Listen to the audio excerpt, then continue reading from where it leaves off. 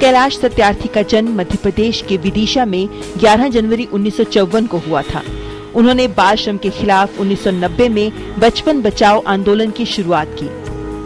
उनकी बचपन बचाओ संस्था ने अब तक देश भर में 18,000 बच्चों को बाल श्रम से मुक्ति दिलाई और उनके पुनर्वास और शिक्षा की व्यवस्था की है।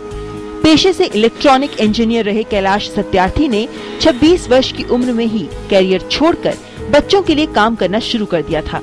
उन्हें बाल श्रम के खिलाफ अभियान चलाकर हजारों बच्चों की जिंदगियां बचाने का श्रेय दिया जाता है।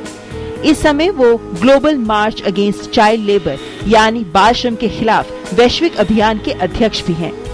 कैलाश सत्यार्थी बाल अधिकारों के लिए हमेशा संघर्ष करते रहे हैं।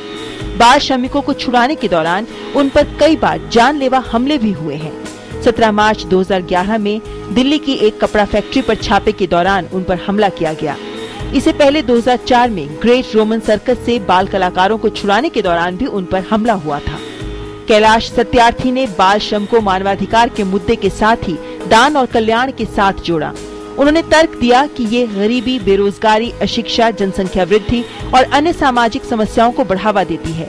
उन्होंने बाल श्रम के खिलाफ अपने आंदोलन को सबके लिए शिक्षा से भी जोड़ा और इसके लिए यूनेस्को द्वारा चलाए गए कार्यक्रम से भी जुड़े। ग्लोबल पार्टनरशिप फॉर एजुकेशन के बोर्ड में भी शामिल रहे।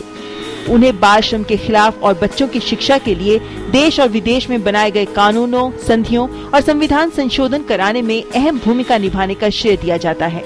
वो बच्चों के लिए काम करने वाली संस्था international centre on child labour and education के global march against child labour और उसकी वैश्विक सलाहकार परिषद से भी जुड़े रहे हैं। इस संस्था में दुनिया भर के एनजीओ, शिक्षक और ट्रेड यूनियंस काम करती हैं, जो शिक्षा के लिए ग्लोबल कैंपेन भी चलाती हैं। नोबेल से पहले भी उन्हें कई अंतर्राष्ट्रीय अवार्ड मिल चुके हैं।